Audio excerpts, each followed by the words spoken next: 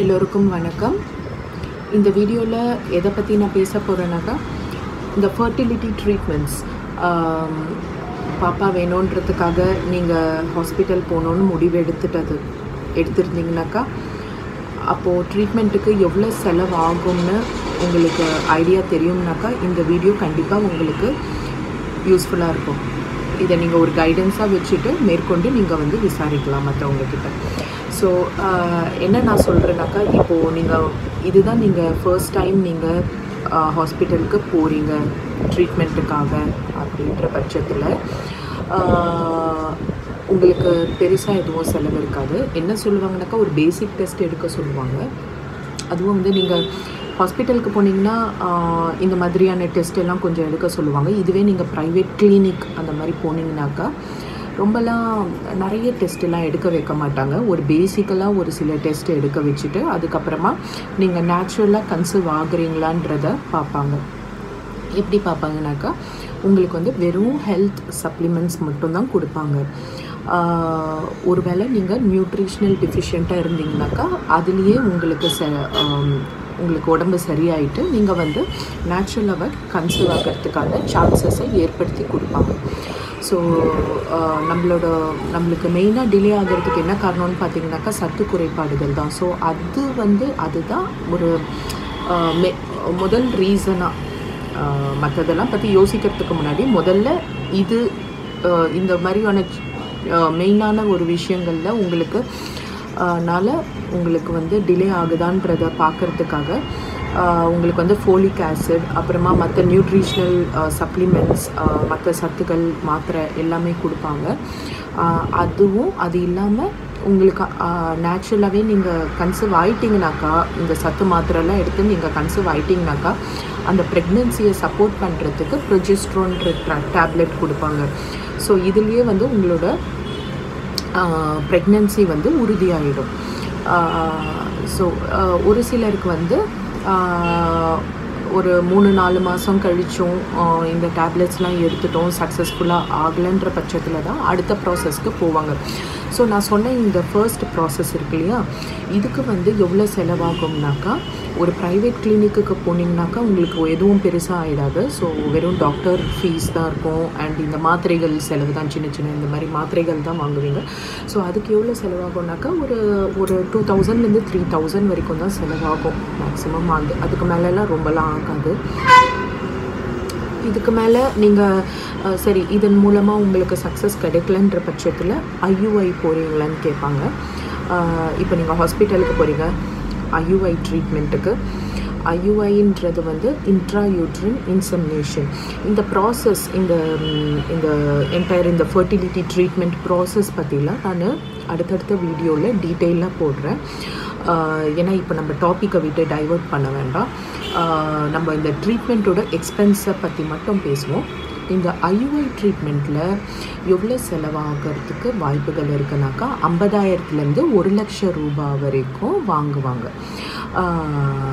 மெஜாரிட்டியாக 50,000 1 lakh வரைக்கும் ஆகும். Maybe ஒரு சில ஹாஸ்பிட்டலில் இதை விட அதிகமாக கொஞ்சம் வாங்கிறதுக்கு வாய்ப்புகள் இருக்குது. அதை நீங்கள் செக் பண்ணிக்கோங்க. Majority of the hospitals 50,000 1 lakh வரைக்கும் வாங்குவாங்க.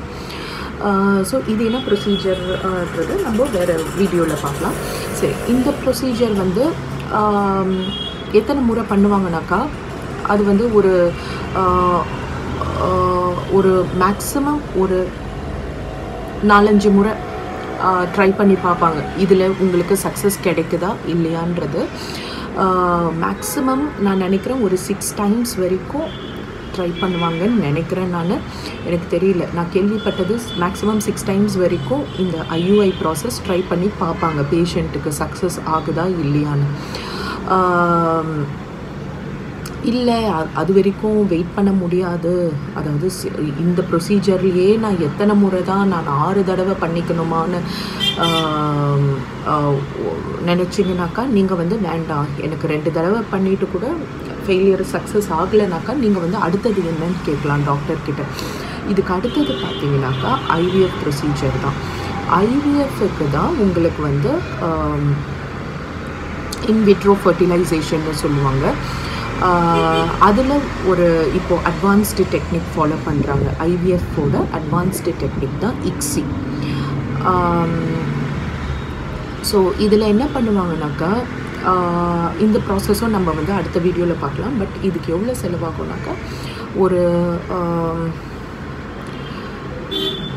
8 to 10 லட்சம் ரூபாய் வரைக்கும் செலவாகலாம். இன்னும் ஒரு நல்ல ஹாஸ்பிட்டலுக்கு போயிட்டு நல்ல ஒரு என்ன சொல்கிறது, நம்மளுக்கு இது ரிலேட்டடான இந்த ஐவிஎஃப்க்கு உண்டான இந்த ட்ரீட்மெண்ட்டுக்கு உண்டான மெஷினரிஸ் எல்லாமே வந்து ஃபாரின்லேருந்து இம்போர்ட் ஆகுது. ஸோ அந்த மாதிரியான இன்டர்நேஷ்னல் ட்ரீட்மெண்ட் எடுத்துக்கிட்டிங்கனாக்கா உங்களுக்கு சக்ஸஸ் ரேட் ரொம்பவே அதிகமாக இருக்கும். அதே மாதிரி டேப்லெட்ஸ்லாம் கூட இன்டர்நேஷ்னல் டேப்லெட்ஸில் நல்லா ஒரு நான் கம்பேர் பண்ணி பார்த்துருக்கேன். இந்தியன் மெடிசனுக்கும் இன்டர்நேஷ்னல் மெடிசனில் இன்னுமே கொஞ்சம் நல்ல சக்ஸஸ் ரேட் அதிகமாக வருது. அது நான் கேள்வியும் பட்டிருக்கேன் நான் போன ஹாஸ்பிட்டலில். ஆனால் உங்களுக்கு பார்த்தீங்கன்னாக்கா இன்டர்நேஷ்னல் மெடிசன் வந்து எக்ஸ்பென்சிவ், நீங்கள் கொஞ்சம் அதிகமாக செலவழிக்கிற மாதிரி வரும்.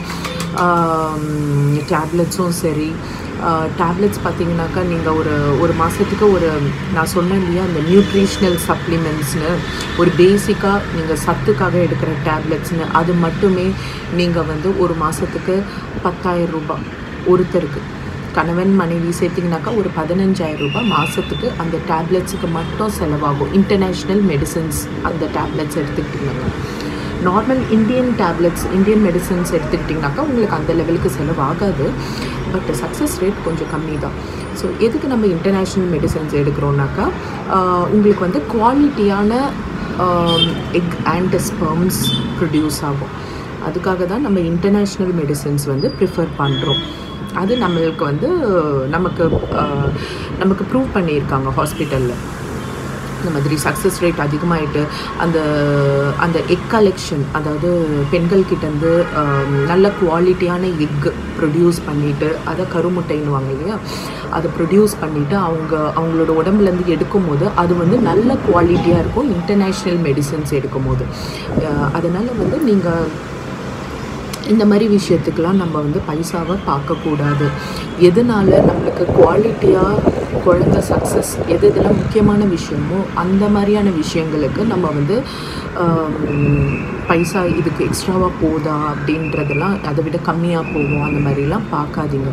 ஏன்னா இந்த மாதிரி ஒரு சின்ன விஷயத்துக்கு நம்ம வந்து காசு செலவழிக்கிறது வந்து ரொம்ப கணக்கு பார்த்தோன்னாக்கா மேஜராக நம்மளுக்கு அல்டிமேட்டாக ஃபெயிலியர் ஆகிறதுக்கு சான்சஸ் இருக்குது.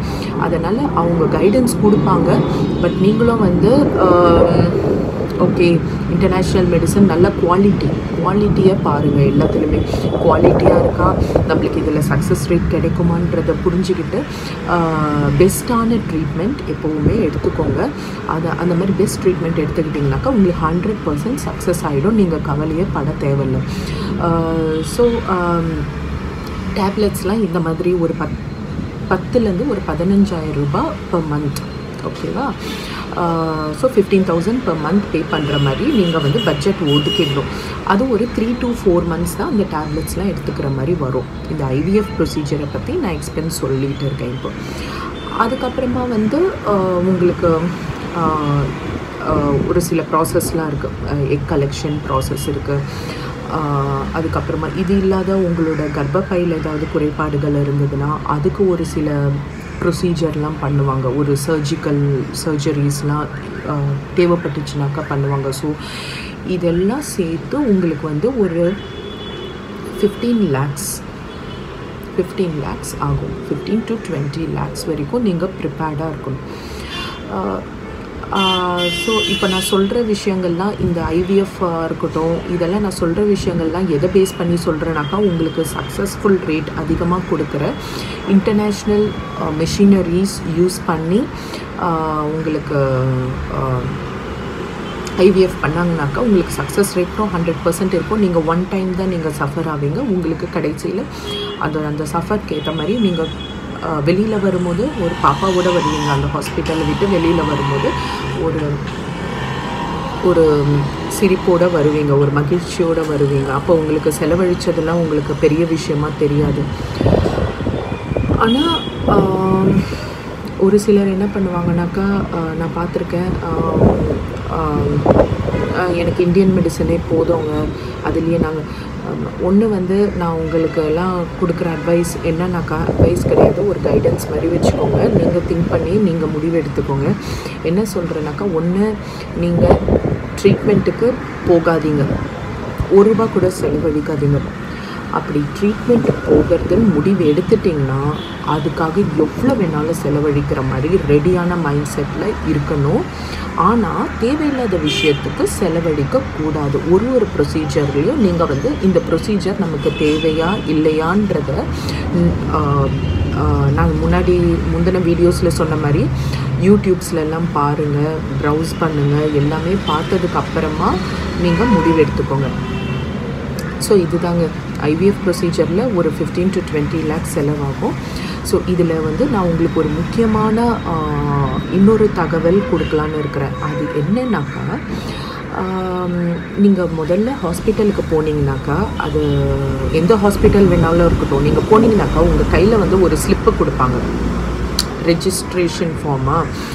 உங்களை என்ரோல்மெண்ட் பண்ணுறதுக்கு ஒரு ஸ்லிப் கொடுப்பாங்க. அந்த ஸ்லிப்பை ஃபில் பண்ணுவீங்க, உங்களோட டீட்டெயில்ஸ் எல்லாம் ஃபில் பண்ணுவீங்க. ஆனால் அதில் ஒரு முக்கியமான டீட்டெயில் கேட்டிருப்பாங்க. அது எதுக்கு கேட்குறாங்கன்னு எனக்கு இன்னும் கூட, அதாவது எனக்கு ரொம்ப நாளாக அதுக்கு விளக்கம் தெரியாமலே இருந்தது. என்ன கேட்டிருப்பாங்கனாக்கா, உங்களுடைய வருமானத்தை கேட்டிருப்பாங்க. உங்களோட இன்கம் எவ்வளோ, மந்த்லி இன்கம் எவ்வளோ வருது அப்படின்னு கேட்பாங்க.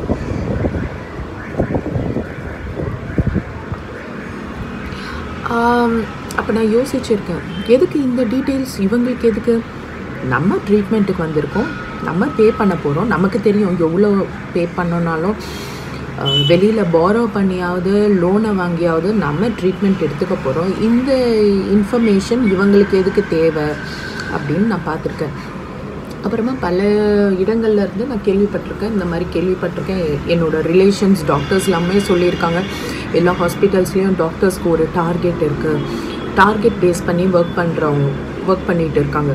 ஸோ ஒரு பேஷண்ட் வந்தானாக்கா அவனுக்கு இவ்வளோ ரேட்டுன்னு ஃபிக்ஸ் பண்ணிவிடுவாங்க. எதை வச்சு அவங்க ஃபிக்ஸ் பண்ணுறாங்க? இந்த மாதிரியான அடிஷ்னல் சப்போர்ட் வச்சுட்டு தான் நம்ம கொடுக்குறோம் இல்லையா அந்த ஃபார்மில். இப்போ நீங்கள் வந்து எனக்கு மாத வருமானம் 2 லட்சம் ரூபான்னு சொன்னீங்கனாக்கா, ஓ அவ்வளோ வாங்குறானா, அப்போது இவன் மேலே ஒரு டார்கெட்டு இவ்வளோவே அப்படின்னு சொல்லிட்டு அவ்வளோ பணமும் உங்களை வச்சு ஏர்ன் பண்ணணும்னு பார்ப்பாங்க. ட்ரீட்மெண்ட்டும் நடக்கும், ஜென்யூனாகவும் பண்ணுவாங்க, அதே நேரத்தில் பிஸ்னஸாகவும் பார்ப்பாங்க. பிஸ்னஸ் பெர்ஸ்பெக்டிவ்லேயும் அவங்க உங்களை வச்சு சம்பாதிக்க பார்ப்பாங்க. இது நான் வந்து ஜஸ்ட் லைக் தட் இந்த ஸ்டேட்மெண்ட் கொடுக்கலங்க. இதுக்கு ஒரு உதாரணம் நான் சொல்கிறேன். எனக்கு ஐவிஎஃப் ட்ரீட்மெண்ட் நடந்துகிட்டு இருக்கும்போது நான் ஒரு 15 lakhs செலவு பண்ணிட்டேன் ஆல்ரெடி அந்த டைமில். அப்போது எனக்கு இன்னும் செலவு பண்ணுற மாதிரி சொன்னாங்க. ஒரு சில ப்ராசஸ்க்கு இன்னும் ரெனியூ பண்ணணும், இதுக்கு நீங்கள் 60,000 ரூபாய் இப்போது கட்டணும் அப்படின்ட்டு ஒரு சிச்சுவேஷன் வந்தது. இப்போ என்னடா அது ரொம்ப அதிகமாக, இப்போ எனக்கு கையில் காசே இல்லையே, இதை எப்படியாவது மெயினாக அந்த ஹாஸ்பிட்டல் எம்டியவே பார்த்து பேசலாம் சொல்லிவிட்டு நான் அந்த ஹாஸ்பிட்டல் ஸ்டாஃப்ஸ் கிட்டலாம் சொன்னேன். நான் வந்து ஹாஸ்பிட்டல் எம்டி கிட்டேயே நான் பேசுகிறேன், என்னால் கட்ட முடியல, இந்த ஒரு விஷயத்தை மட்டும் எனக்கு வந்து வேவ் ஆஃப் பண்ணிவிட சொல்லிவிடுங்க அப்படின்னு. அவங்க வந்து சான்ஸே இல்லை, இது வரைக்கும் எந்த பேஷண்ட்டுக்கும் அவங்க பண்ணதே கிடையாது, உங்களுக்கும் பண்ண மாட்டாங்க, நீங்கள் பேசுகிறதும் வேஸ்ட்டு தான், அவங்கக்கிட்ட போகாதீங்க, இதுதான் எங்களோட ஹாஸ்பிட்டல் ஸ்டாண்டர்ட், இதிலேருந்து அவங்க வந்து குறைக்க மாட்டாங்க, ₹1 கூட குறைக்க மாட்டாங்க அப்படின்னு சொன்னாங்க. ஹாஸ்பிட்டலில் எல்லா ஸ்டாஃப்ஸும் அப்படி தான் சொன்னாங்க. பட் இருந்தாலும் நான் கண்டிப்பாக சரி குறைக்கலனாலும் நான் எம்டியை பார்த்து பேசணும் அப்படின்னு சொல்லிட்டு எம்டி கிட்ட அப்பாயின்மெண்ட் வாங்கிட்டு அவர்கிட்ட நான் உட்காந்து பேசினேன். ரொம்ப தங்கமான மனுஷர், அதாவது ரொம்ப நல்ல பர்சன். அவர் கையில் என்னோடய ப்ராப்ளம்ஸ் எல்லாம் எக்ஸ்பிளைன் பண்ண கிளியராக. ஃபினான்ஷியல் ஸ்டேட்டஸ், நான் அனுபவித்த பெயின், இந்த ப்ராசஸ் மூலமாக நான் எத்தனையோ ட்ரீட்மெண்ட் ஃபெயிலியர், எவ்வளவோ லேக்ஸ் கணக்கில் ஸ்பெண்ட் பண்ணிவிட்டு ஃபெயிலியரை சந்திச்சுட்டு இவங்க கையில் வந்துட்டு இவ்வளோ தூரம் ஸ்பெண்ட் பண்ணியிருக்கேன். அதனால் எனக்கு இந்த ஒரு முறை மட்டும் இந்த அமௌண்ட்டை கலெக்ட் பண்ணாதீங்கன்னு சொல்லி ரொம்ப ரிக்வெஸ்ட் பண்ணி கேட்டுக்கிட்டேன் அவர்கிட்ட. இன்னொன்றும் நான் சொன்னேன், இதுதான் என்னோடய ஃபைனல் ட்ரை. இந்த இந்த இந்த ப்ராசஸில் எனக்கு இப்போ நான் எடுக்க போகிற அட்டெம்ப்டில் நான் சக்ஸஸ் ஆகலைன்னாக்கா நான் இதோட இந்த ட்ரீட்மெண்ட்டுக்காக முயற்சி மேற்கொண்டு நான் என்னோடய லைஃப் டைமுக்கு எடுக்கவே மாட்டேன் அப்படின்னும் நான் அவர்கிட்ட உறுதியாக சொல்லிட்டேன். அப்போ அவர் சொன்னார், ஏன் நீங்கள் இப்படி கவலைப்படுறீங்க, உங்களுக்கு வந்து இன்னுமே நிறைய ஸ்டாக் இருக்குது, உங்களுக்கு இன்னுமே நிறைய பாப்பா, அதாவது எம்பிரியோஸ்னு சொல்லுவாங்க இல்லையா, இன்னுமே நிறைய பாப்பா, ஒரு 8 பாப்பாக்கோ ஏதோ எடுத்து வச்சுருக்கோம் நாங்கள் ஃப்ரீசரில். நீங்கள் இந்த முறை உங்களுக்கு ஃபெயிலியர் ஆகிடுச்சினாலும் அடுத்த முறை உங்களுக்கு சக்ஸஸ் ஆகிடும் அப்படின்னு சொன்னார். பட் ஆனால் நான் சொன்னேன், நான் வந்து மென்டலி நான் வந்து ஸ்டேபிளாக இல்லை, இதுக்கு மேலே என்னால் ஃபெயிலியரை தாங்கிக்க முடியாது இந்த ஒரு விஷயத்துக்காக, இந்த குழந்தை பிறக்கிற விஷயத்துக்காக இதுக்கு மேலேயும் நான் ஃபெயிலியரை தாங்கிக்கிற சக்தி எனக்கு இல்லை. ஸோ இதுதான் என்னோடய ஃபைனல் அட்டெம்ப்ட். அதனால் பாப்பாவே எனக்கு நீங்கள் பேக்கப் வச்சுட்டு இருந்தாலும் நான் என்னோடய உடம்பு இதுக்கு மேலே நான் வந்து சஃபர் பண்ண விரும்பலை. எனக்கு வந்து இந்த ஃபைனல் ப்ராசஸில் நான் சக்ஸஸ் ஆகிடணும். இந்த இப்போ நான் எடுக்க போகிற அட்டெம்ப்டில் எனக்கு சக்ஸஸ் வந்துடணும். அப்படி இல்லைனாக்கா நான் ட்ரை பண்ண மாட்டேன், மேற்கொண்டு நான் வந்து இந்த ட்ரீட்மெண்ட்டுக்கு வரலை அப்படின்னு சொன்னேன். அண்ட் எனக்கு இந்த அமௌண்ட்டை மட்டும் நீங்கள் வந்து வேவ் ஆஃப் பண்ணிவிடுங்க, எனக்கு தள்ளுபடி பண்ணிவிடுங்க, எப்படியாவது வேண்டாம் அப்படின்னு சொன்னேன் நான் அவர்கிட்ட. அப்போ அவர் ஒரு உண்மையை சொன்னார். இங்கே பாருங்கள், நான் இதை ஆஸ் அ டாக்டராக நான் இது சொல்லக்கூடாது, நாங்கள் வந்து எல்லாமே பெரிய பெரிய மெஷினரிஸ் போட்டிருக்கோம், கோடி கணக்கில் ஸ்பெண்ட் பண்ணி மெஷின்ஸ் போட்டிருக்காங்க, எதுக்கு, நமக்கு சக்ஸஸ் ரேட் கொடுக்கறதுக்காக. ஸோ அந்த பணத்தை எப்படி நாங்கள் எடுக்க முடியும், இந்த மாதிரி உங்ககிட்ட பேஷண்ட்ஸ் கிட்ட இருந்து தானே எடுக்க முடியும். ஸோ நாங்கள் வந்து உங்களுக்கு என்ன தான் சக்ஸஸ் ரேட்டுக்காக நாங்கள் போராடினாலும் பிஸ்னஸ் பாயிண்ட் ஆஃப் வியூவிலேருந்தும் நாங்கள் பார்க்கணும் அப்படின்றத சொன்னார். அது அவர் சொன்னார், இதை நான் சொல்கிறது தவறு தான், ஒரு டாக்டராக இருந்துட்டு சொல்லக்கூடாது, பட் எங்களுக்கும் காசு எங்கேருந்து வரும், நாங்கள் கோடிக்கணக்கான மெஷினரிஸ் போட்டிருக்கோம், பட் நாங்கள் வந்து பிஸ்னஸாகவும் நாங்கள் பார்த்து தான் ஆகணும், நாங்கள் சர்வைவ் ஆகணும்னாக்கா அப்படின்னு சொன்னார்.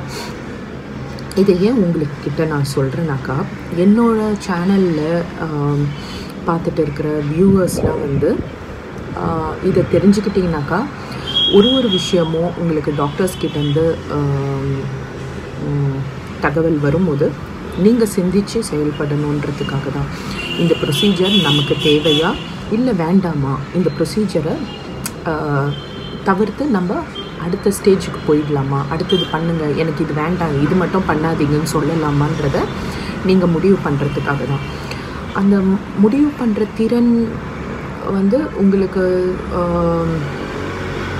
கிடைக்கணுன்னாக்கா அதுக்கும் நான் ஒரு சில வீடியோஸ்லாம் போடுறேன், எப்படி நீங்கள் எந்த ப்ரொசீஜர்லாம் நல்லது, எந்தெந்த ப்ரொசீஜர்லாம் நீங்கள் ஆப்ஷனலாக வச்சுக்கலான்றதுக்கு இதுக்கு மேலே பண்ணுற வீடியோஸ்லாம் ஒரு கைடன்ஸ் நான் கொடுத்துக்கிட்டே இருப்பேன். ஸோ இதிலேருந்து நான் என்ன சொல்கிறேன்னாக்கா, உங்களுக்கு ஆக்சுவலாக தேவைப்படுற ப்ரொசீஜர்ஸ் கூடவே அடிஷ்னல் ப்ரொசீஜர்ஸும் சஜஸ்ட் பண்ணலாம் ஒரு சில ஹாஸ்பிட்டல்ஸில். ஸோ நீங்கள் வந்து அதாவது 2 சான்ஸ் கொடுப்பாங்க. அதாவது எப்போவுமே வந்து ஒரு பயத்தோடு சொன்னால் தான் நம்ம வந்து பயந்து ஒரு ப்ரொசீஜர் ஓகே பண்ணிக்கலாம் அப்படின்னு பயப்படுவோம். அந்த மாதிரிலாம் பயப்படாதீங்க, தைரியமாக போல்டாக ஒரு விஷயமும் கேட்டு தெளிவடைஞ்சு அதுக்கப்புறமா அடுத்த ஸ்டெப்புக்கு நீங்கள் எடுத்து வைங்க. ஸோ அதுதான் நான் சொல்கிறேன். ஸோ இதில் வந்து பிஸ்னஸும் கலந்துருக்கிறதுனால நீங்கள் வந்து நல்ல தெளிவான டெசிஷனாக நான் சஜஸ்ட் பண்ணுறது என்னென்னா, இன்டர்நேஷ்னல் ட்ரீட்மெண்ட் எடுத்துக்கோங்க. அண்ட் ப்ராசஸை பற்றி, ஐவிஎஃப் ப்ராசஸை பற்றி, ஐவிஎஃப் மட்டும் இல்லை, ஐயுஐ, ஐவிஎஃப் எல்லாத்த பற்றியும் கம்ப்ளீட் நாலேஜ் கேதர் பண்ணிவிட்டு அதுக்கப்புறமா தான் நீங்கள் வந்து ட்ரீட்மெண்ட் எடுத்துக்கணும். ஸோ இப்போது என்னோடய இந்த வீடியோவில் உங்களுக்கு ஒரு பேசிக் ஐடியா கிடைச்சிருக்கும்னு நம்புகிறேன் நான். ஸோ டாக்டர்ஸ் உங்ககிட்ட ஏதாவது ஒரு ப்ரொசீஜர் அடிஷ்னலாக உங்ககிட்ட சொன்னாங்கனாக்கா உங்களோட ஃபார் எக்ஸாம்பிள் உங்களுக்கு ஹிஸ்ட்ரோஸ்கோப்பின்ற ப்ரொசீஜர் இருக்குது. உங்களோட கர்ப்பப்பையில் ஏதாவது ஒரு கட்டிகள் இருக்கான்றதை செக் பண்ணணும் அப்படின்னு சொல்லிட்டு. அந்த ஹிஸ்ட்ரோஸ்கோப்பி ப்ரொசீஜர் வந்து எனக்கு ஒரு ஹாஸ்பிட்டலில் பண்ணாங்க. கர்ப்பப்பையில் எந்த பிரச்சனையும் இல்லைன்னு ரிசல்ட் வந்தது. அது எதுக்கு பண்ணாங்கன்னு எனக்கு தெரில. அதுக்கு ஒரு 20,000 ரூபாய் செலவு பண்ணேன். ஆனால் இன்னொரு ஹாஸ்பிட்டல் வந்து அந்த ப்ரொசீஜரே எனக்கு பண்ணலை. ஏன்னா அவங்க ஸ்கேன்லேயே பார்த்துடுறாங்க அந்த கர்ப்பப்பையில் ஏதாவது கட்டிகள் இருக்கா அதுன்றது நார்மல் ஸ்கேன்லேயே தெரிஞ்சிடுது. அதனால் ஒரு ப்ரொசீஜர் வந்து ஒரு விஷயம் தெரியணுன்னாக்கா பெரிய ஆப்ரேஷன் லெவல் வரைக்கும் கூட உங்களை ஆப்ரேஷன் தியேட்டர் உள்ளே வச்சும் அந்த ப்ரொசீஜர் பண்ணலாம், வெளியில் சிம்பிள் ஸ்கேன்லேயும் தெரிஞ்சுக்கலாம். அதனால் நீங்கள் வந்து ரிசர்ச் பண்ணிவிட்டு இது உண்மையிலே தேவைதானே, நமக்கு அந்த லெவலுக்கு பிரச்சனை இருக்கும், இது ஏன் இந்த லெவலுக்கு டயக்னோசிஸ்னு இதெல்லாம் நம்மளுக்கு பண்ணிகிட்டு இருக்காங்க, தேவையில்லை அப்படின்னு நீங்கள் வந்து போல்டாக டெசிஷன் எடுத்துகிட்டு ஒரு சில செலவுகளை நீங்கள் கட்டுப்படுத்திட்டு அந்த பைசா வந்து உங்களுக்கு முக்கியமான விஷயத்துக்கு கொடுங்க. ஓகேவா? இன்டர்நேஷ்னல் மெடிசன்ஸ், நல்ல மெடிசனாக எடுத்துக்கிட்டிங்கன்னாக்கா உங்களுக்கு சக்ஸஸ் ரேட் நல்லா கிடைக்கும். ஸோ இந்த மாதிரி பண்ணிங்கனாக்கா உங்களுக்கு கண்டிப்பாக உங்களுக்கு வந்து ஒரு நல்ல ரிசல்ட் கிடைக்கும்னு நான் நம்புகிறேன். சரி, அடுத்த வீடியோஸில் நம்ம இன்னும் ப்ராசஸ் பற்றி இன்னும் டீட்டெயிலாக பார்க்கலாம். நீங்களும் யோசித்து உங்களுக்கு ஏதாவது ஒரு சந்தேகங்கள், இன்னும் வேறு ஏதாவது விஷயங்கள் தெரிஞ்சுக்கணுன்னாக்கா என்கிட்ட கேளுங்க. எனக்கு கண்டிப்பாக அதுக்கு என்னோடய எக்ஸ்பீரியன்ஸில் எனக்கு தெரியும்னாக்கா நான் உங்களுக்கு கண்டிப்பாக கைடன்ஸ் கொடுக்குறேன். எல்லோருக்கும் நன்றி. வணக்கம்.